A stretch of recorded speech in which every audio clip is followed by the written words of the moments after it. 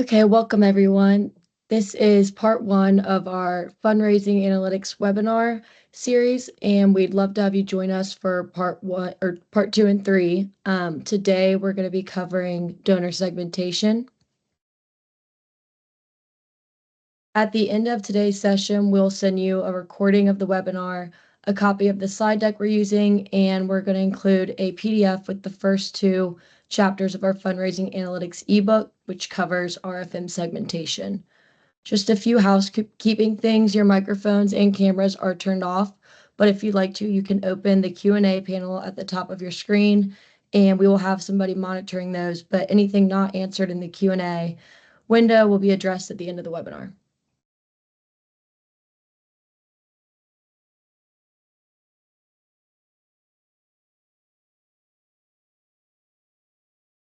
Today's host is Joel Weinbach, and he is the CEO of Reporting Express.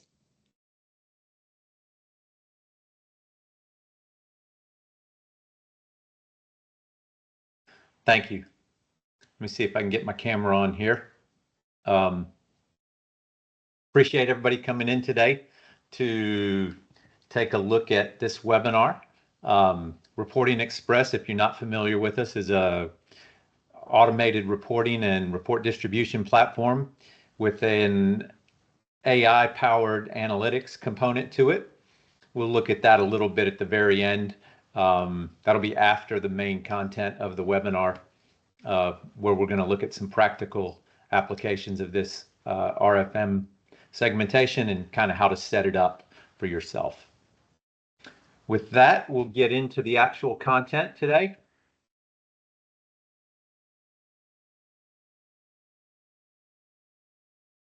All right, so our agenda. We'll talk a little bit of history.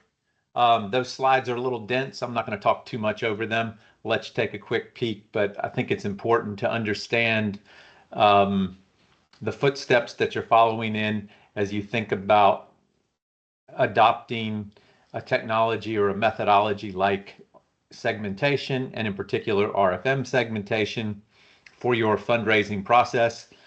It's helpful to understand that there's a lot of science and practice and experience behind these methodologies, and they've been applied across a variety of industries that are very similar to the fundraising practice.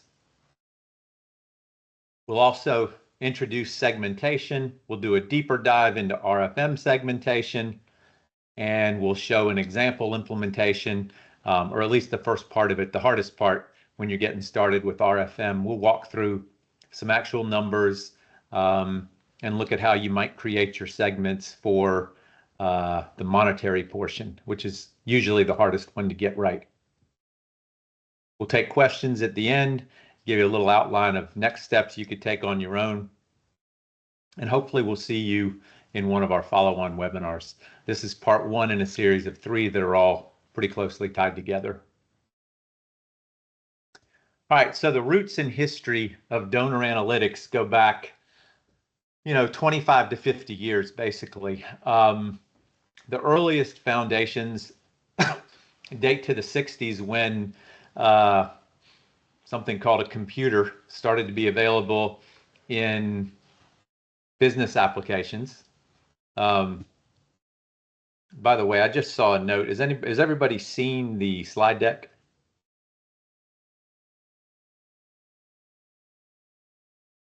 How about one of the organizers? Are you guys seeing it? Yes, everybody seems to be. I would recommend maybe leaving and coming back in. All right, thank you. Okay, so the introduction of the computer allowed organizations that relied on direct marketing to get away from paper card catalogs that made up customer lists in the 40s and 50s. We moved into the database era with the introduction of things like SQL. And then as computing power ramped up, we were able to get into statistical modeling, and more recently, using machine learning and AI, we've been able to do more advanced analytics, and more importantly, we've been able to make some of the previously difficult analytics much easier. All this goes back to the big original predecessors of Amazon, Sears, Roebuck, and Montgomery Ward, where you could buy almost anything that was available at the time out of their catalog, similar to Amazon.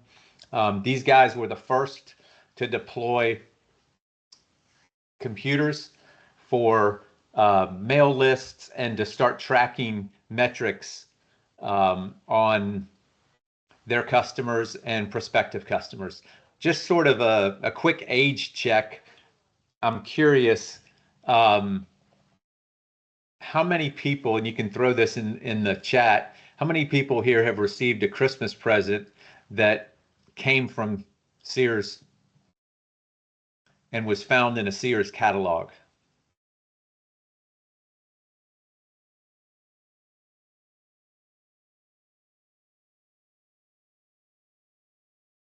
All right, interesting. So Sears used to be the master of direct marketing.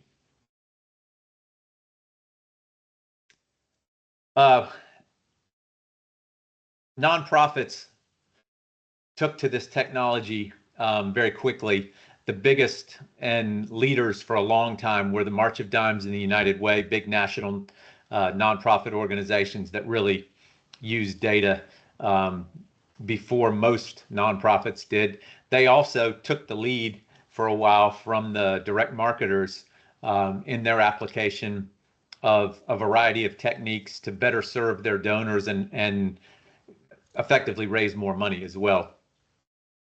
This isn't all about raising more money, although that's a key factor. A lot of it is communicating with your donors at the frequency that they prefer to be communicated to, so that they're most comfortable with their relationship with your organization.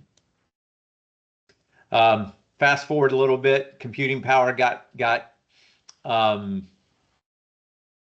little more advanced, and we could do more things with predictive modeling. People started testing, doing A/B testing, modeling responses, things like that. The leaders at that time were the specialty retailers. The big broad-based guys were kind of falling behind, and everyone became a specialist. LL Bean and Land's End were two of the biggest in this time frame. And then more recently, we moved into the era of advanced analytics, machine learning applications to build models, things like that. And the financial services companies were the ones that led, not always successfully. 2008 maybe being an example of their modeling not being perfect.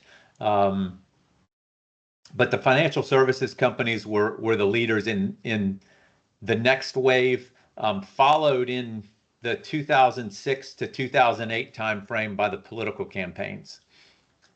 They were the next. The Obama campaign was the first. The presidential campaign was the first to really lean in on analytics and direct marketing technology for political purposes. And since then, every major campaign has modeled themselves after that. All right, so what are the things that we're going to take out of that? The first is cohort analysis. Donors that look alike will tend to behave alike. You'll hear me say that more than once. Churn prediction. We'll talk about that a little bit. Lookalike modeling. Again, donors that look alike that we can segment will tend to behave alike. And then at some point, we'll talk about scoring models, probably not in this session, but in some of our future sessions, we'll get into basic scoring models and more nuanced scoring models as well. Why now for you? First is you've got the data. Your fundraising software is full of historical data. You have tools, or tools are becoming available. The tools that existed prior to 2022 were good, but AI is making our tools so much better.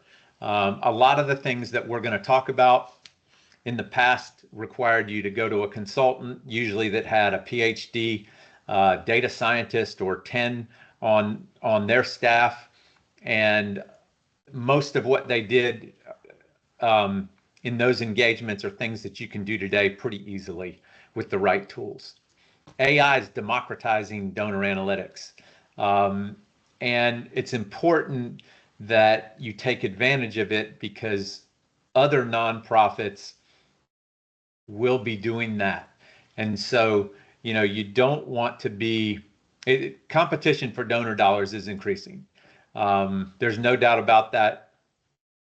And so you want to be as close to the leading edge of these things as your organization is comfortable with. One important caveat when you're thinking about AI is you have to use AI safely. And by safely, what I mean is you need to protect your data at all costs. You can't expose donor data to unknown risk when you leverage AI. You can't just take your donor database and connect it to ChatGPT and use a common query to try to figure, or a common prompt to dig into your data. The risk of your data becoming part of their training data is too great. So you want to be really careful about knowing where your data is going and how it might be used, and make sure that it's protected. You also can't forget about intuition. AI is pretty good, but it's not perfect. Data analytics are pretty good, but without context, they're not very good.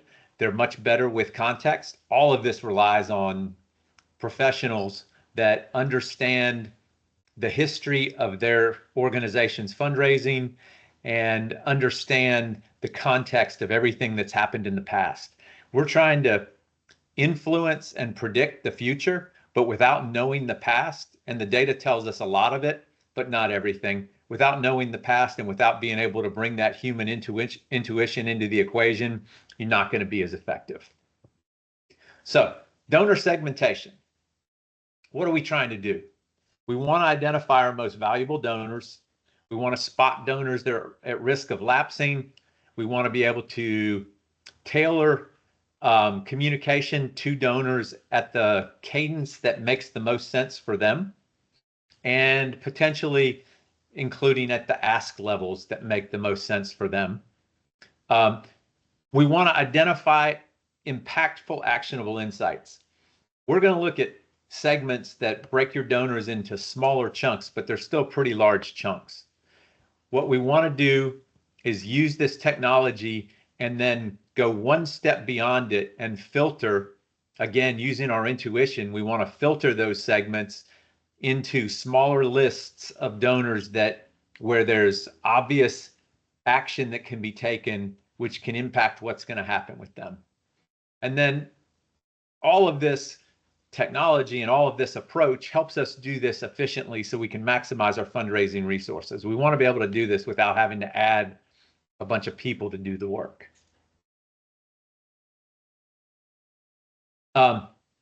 Why does segmentation work? We talked about how it's been proven that it works, but why does it work? Donors are individuals. You can't predict what any individual donor is going to do. It's impossible. They could move, they could die, they could have a family issue, all kinds of things. So you can't look at an individual donor and try to predict what they're going to do.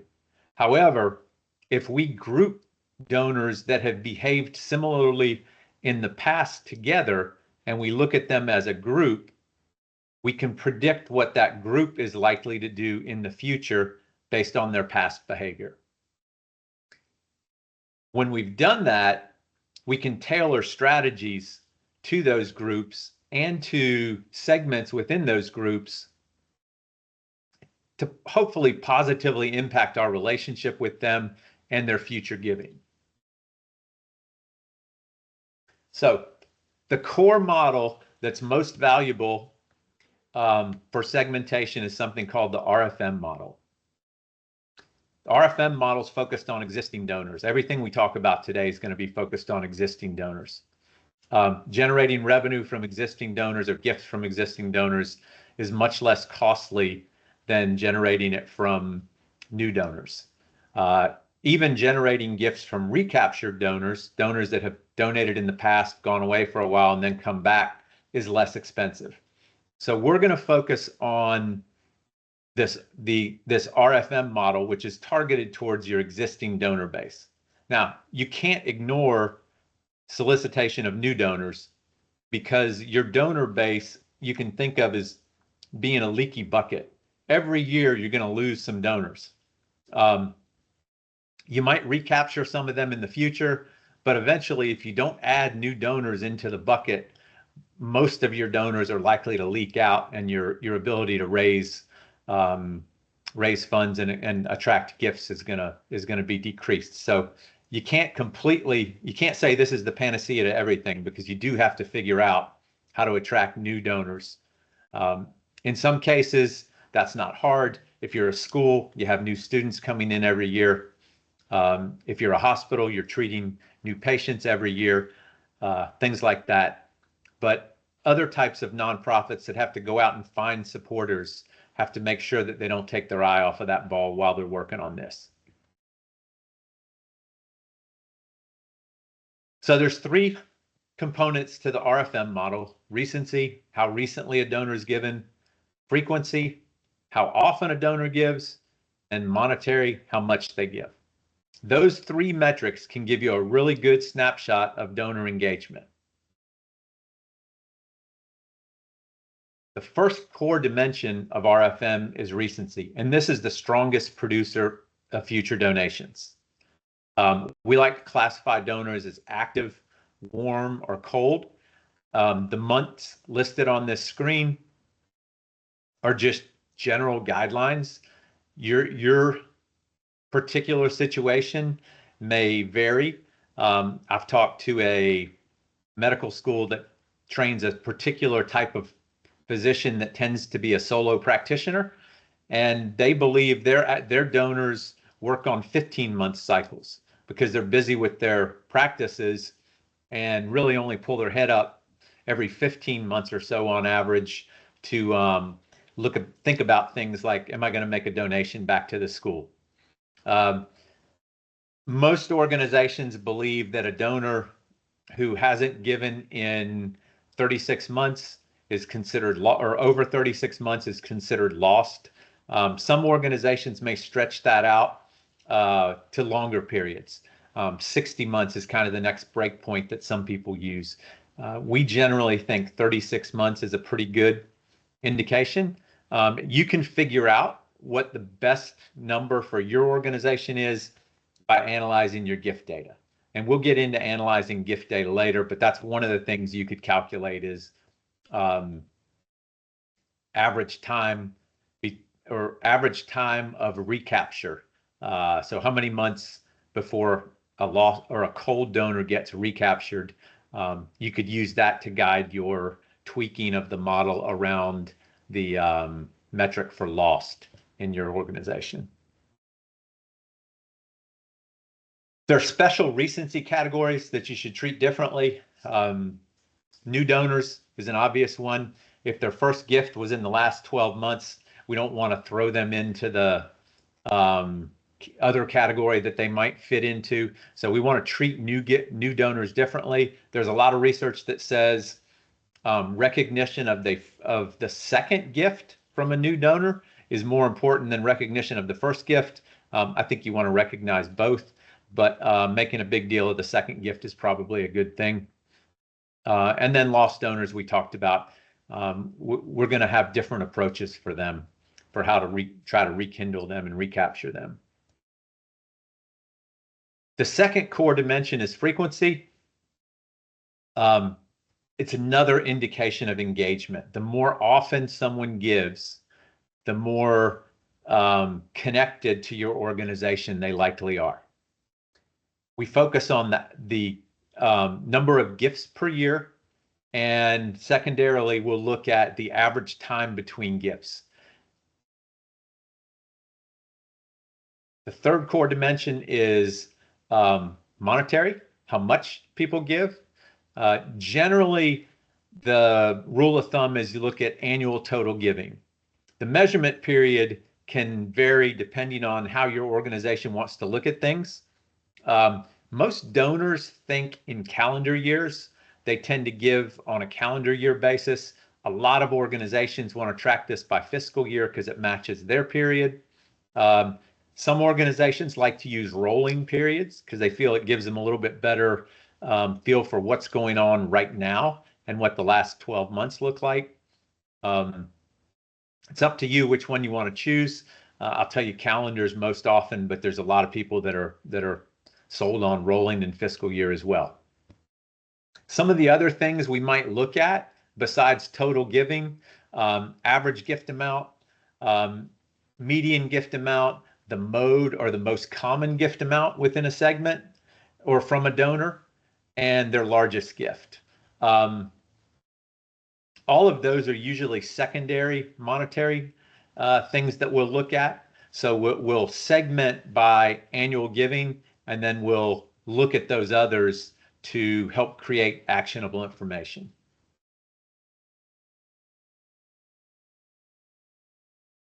Hopefully, you're familiar with the Pareto principle. When applied to nonprofits, it's the old 80-20 rule. 80% of your revenue is probably coming from 20% of your donors. That's what it's been historically. The modern version of this is it's probably more like 90-10. 90% of your revenue is coming from 10% of your donors. That has been identified as being tied to the distribution of wealth in the United States more recently. So the 90-10 might apply to your organization.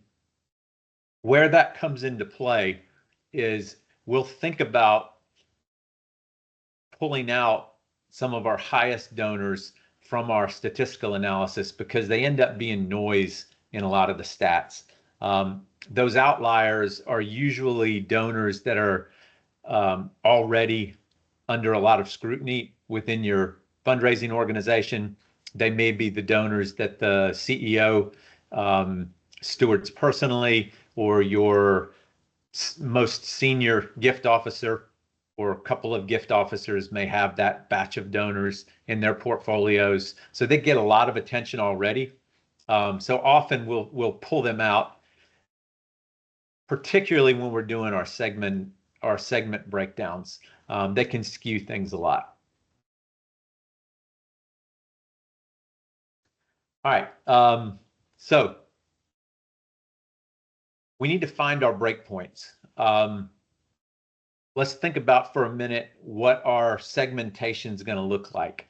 The first thing we want to look at is the monetary value.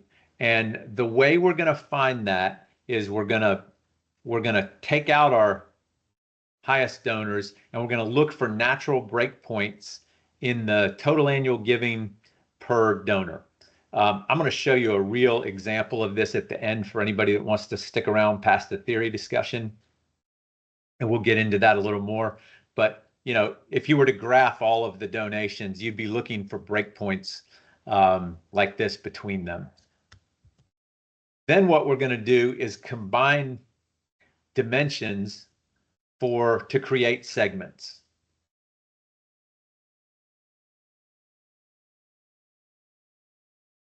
This is kind of typical, and I know it's probably small unless you're looking at this on a big monitor, but that's a little bit intentional, and I'll tell you why in a minute. So let's think about two dimensions.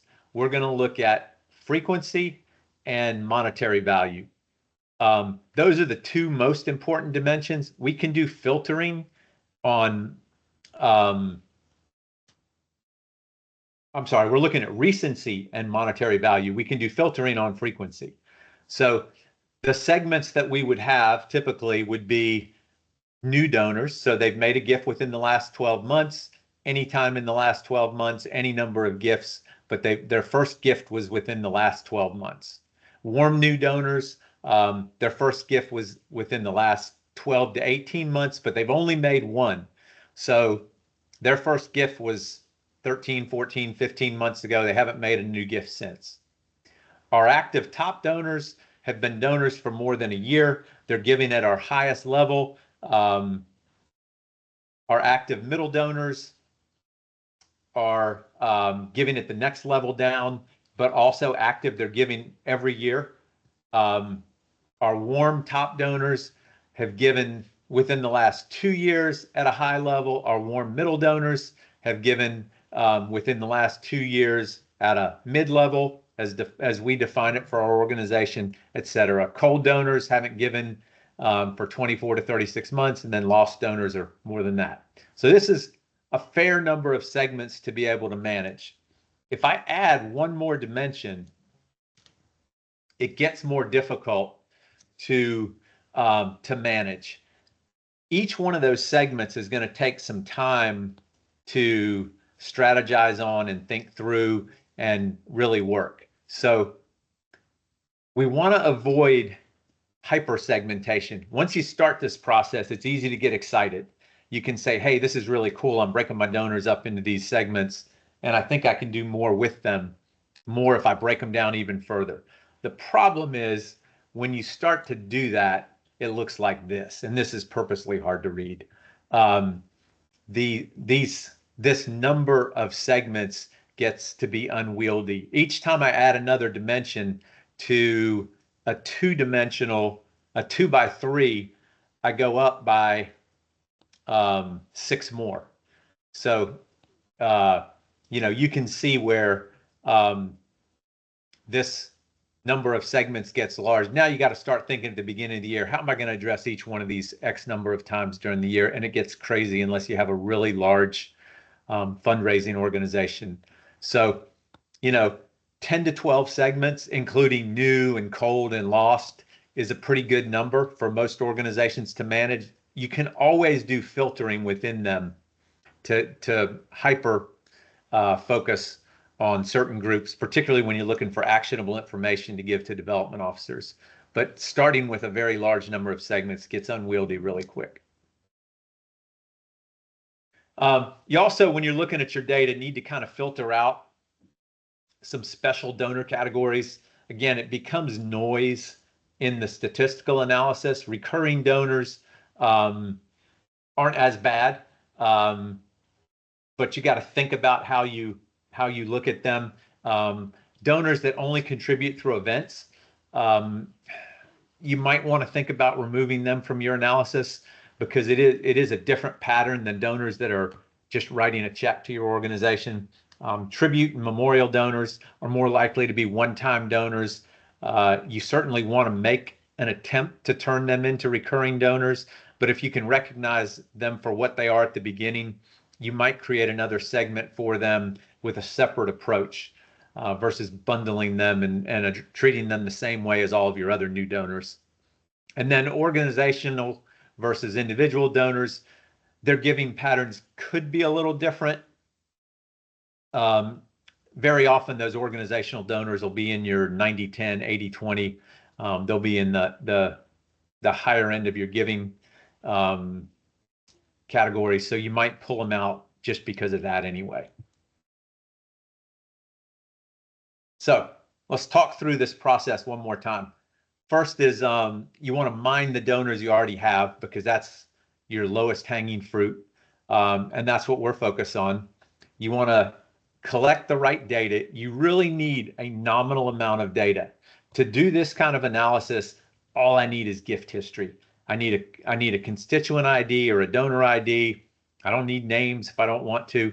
I need the constituent ID to be able to tie gifts to a single donor. And then I need their gift information. I need to know every gift, the date of the gift, the amount of the gift. It's really all I need. Gift type can be helpful sometimes, but I don't have to have that. And I want to start with patterning based on recency and monetary value. That'll get me an instant snapshot of my donor base, my existing donor base. And then in order to find my segments on the monetary value, I'm going to look for natural gaps. I can use more advanced statistical analytics to define the top, bottom, and top, middle, and bottom It's helpful to look at those things, and it's not too hard. You can just take your gift data, and I'll try to show you this in a minute, and without sharing any actual donors or anything like that, or any identifying information, actually just a list of total giving for the year by constituent ID, just the numbers, not even the constituent IDs. You can feed that to AI and let it run something like a k-means analysis on it, and try to let it calculate the clusters. Won't work first time every time. I started one right before here. We'll see. We'll take a look and see if it's done. See if we can see what it came up with and how well it matches our intuitive look at the data in a few minutes. And then remember, stay in the sweet spot. 5 to 10 core segments is pretty good.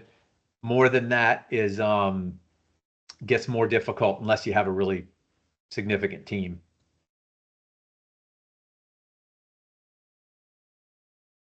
Think about your time frames when you're pulling your data out, and I'm going to show one way to get data in just a minute. But when you're pulling your data out, you want to do some basic filtering to eliminate duplicate recognition. We're not tracking soft credits or anything like that in this kind of analysis. That's just noise in your data. So you don't want that. A pledge is usually what we want to count, not pledge payments, because most of the time, depending on your how you pull the data from your fundraising software, you could get a pledge and then all the pledge payments that make it up as individual transactions, which means you've got double the recognition. You don't want that, so you want to filter that kind of stuff. Same thing with stock gifts. If you happen to record a stock gift as a gift of some dollar amount on the day you receive it, and then you record a stock sale later, you want to take out one of those because you don't want to double count it. Matching gift pledges versus matching gift payments, things like that. You want to make sure you get as much of the noise out of your data as possible. You're talking about large numbers of data points, so a little bit of noise won't kill you.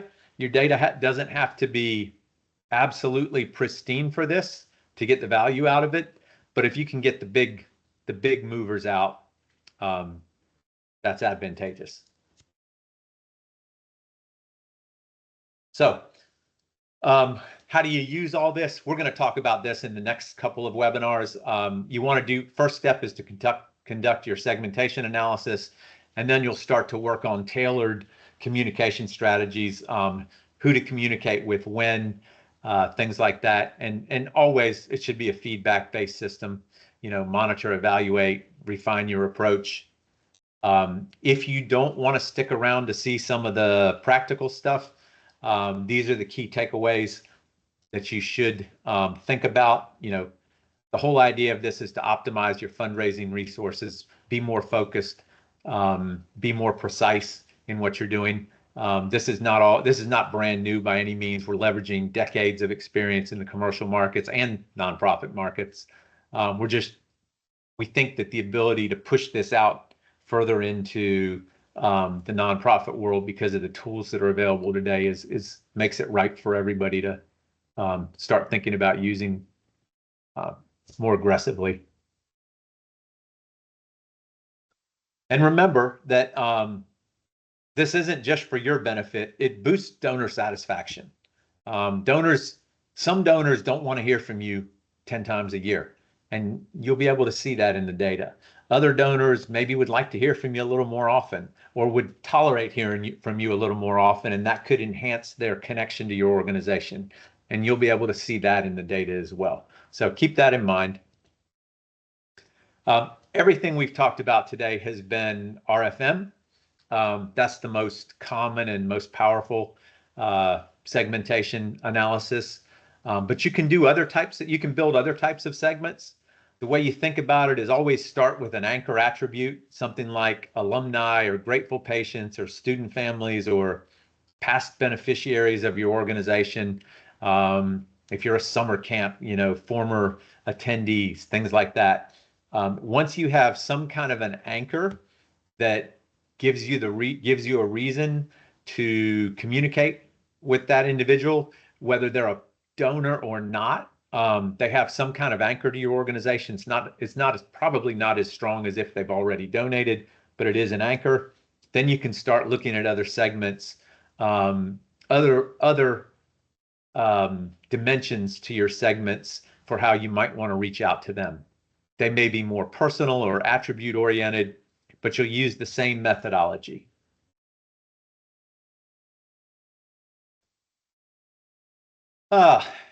You can see what we've got coming up.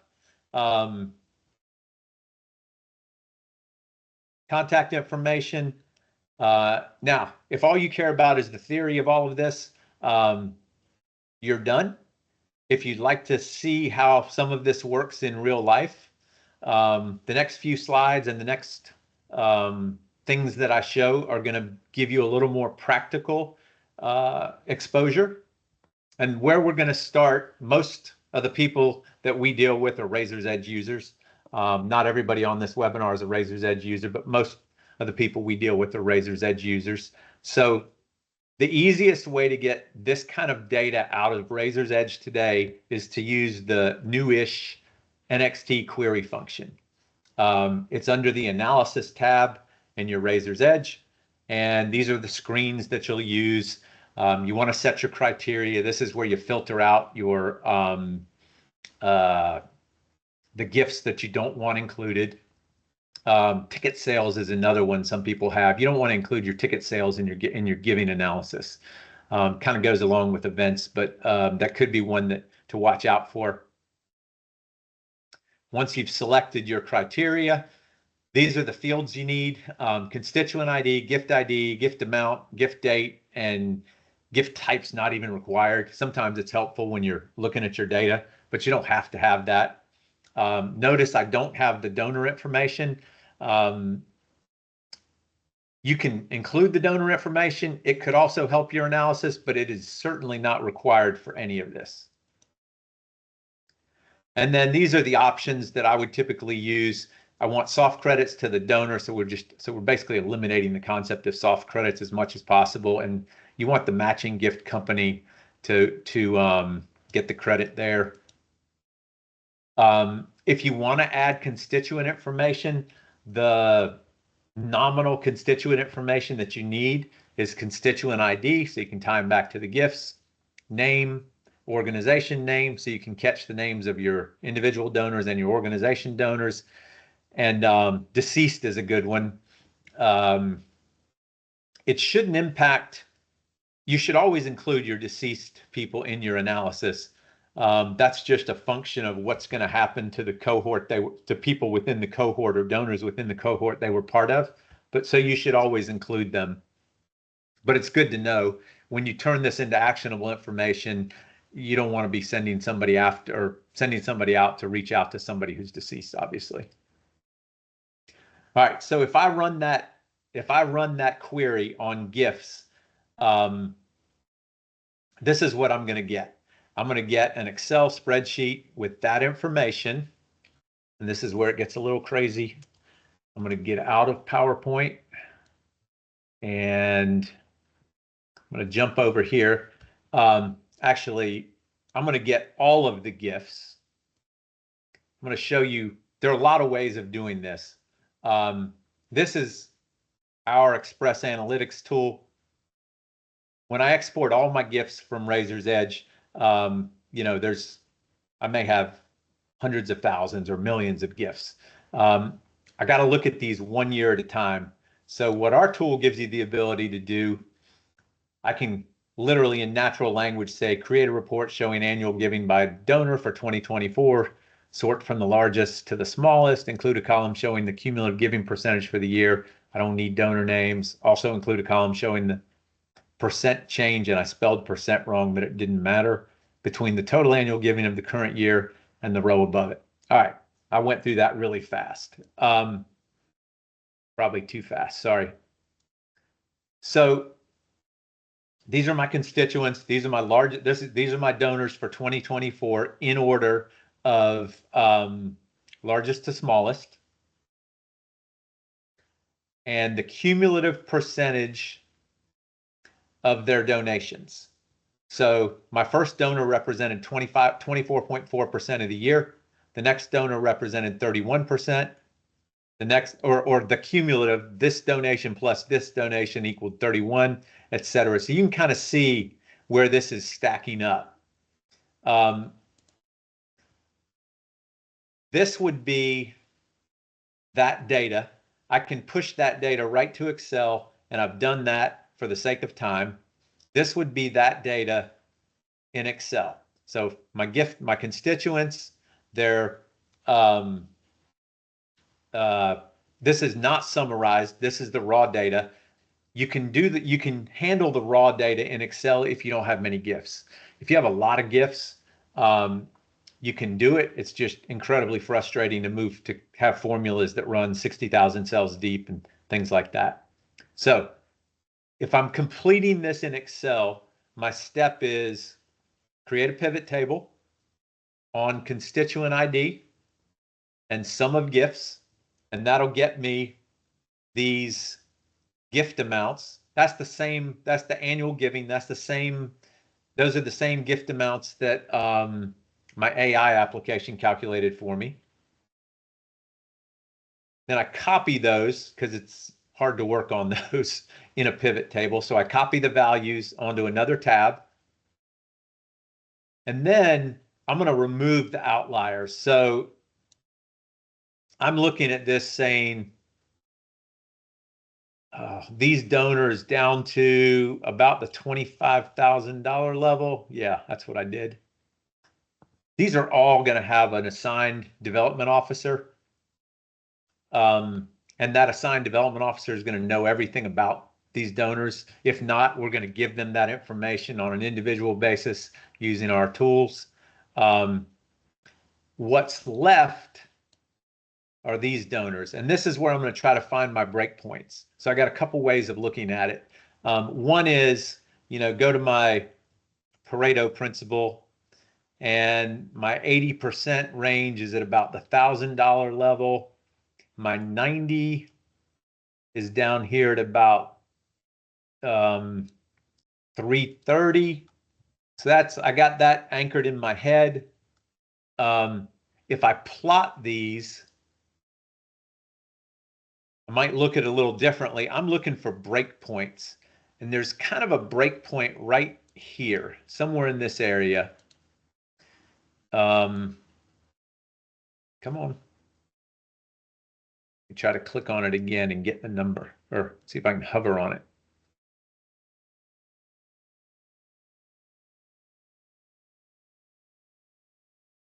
All right, normally you can click right here and it'll show you that there it is. Come on.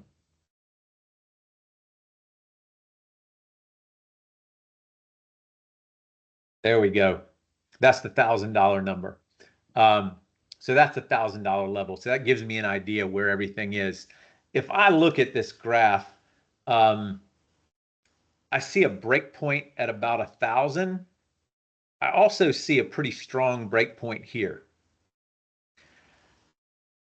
If I'm thinking about it from a typical donor perspective, I don't think I want to cut it off here, because there's not much difference between 1,000 and 5,000, but there's a lot of difference between 5,000 and 25,000. So I'm probably going to cut it off at about the 5,000. Those will be my top donors, 5,000 and above. And I'm probably going to try to go somewhere down here and look for where this number is. Oops. I think Teams makes this a little more difficult than it normally is. So that's the $415 range. This is not much higher probably.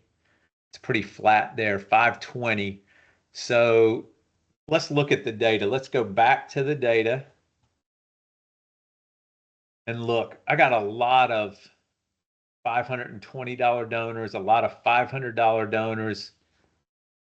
Then I've got 1,470. All of a sudden, within, what is that about? Within 9 donors, I've dropped $130. So I'm probably going to cut off, I'm probably going to say my cutoff is 500. So I'm going to go 500 to 5,000 for my middle, and below 500 for my bottom. That's the way if I'm looking at this data, I'm going to peg it. Now, I told you I started AI earlier. Let me see if I got an answer. I don't know if I did. Let's see. I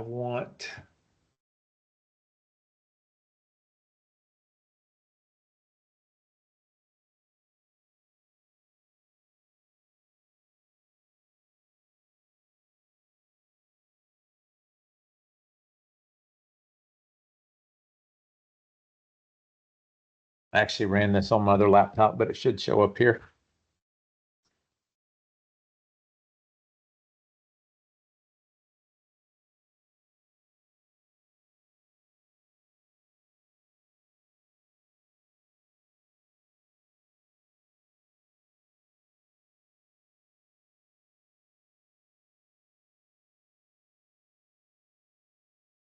All right, everything is running a little slow. While that's doing that, let's check the Q&A. Sometimes chat gets, or Claude gets slow during the middle of the day.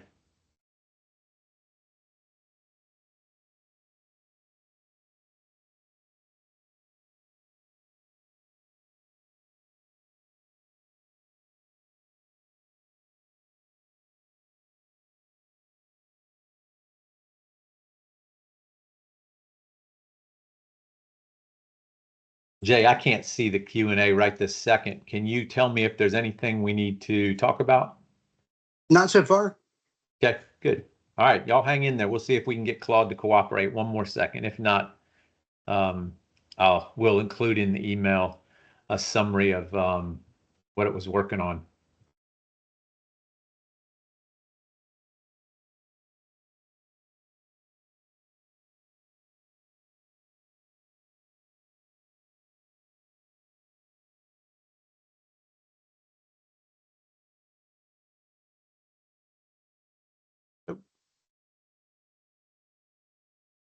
We'll send that to you. It has not saved to my other laptop, but I will tell you, since I do have it up on here,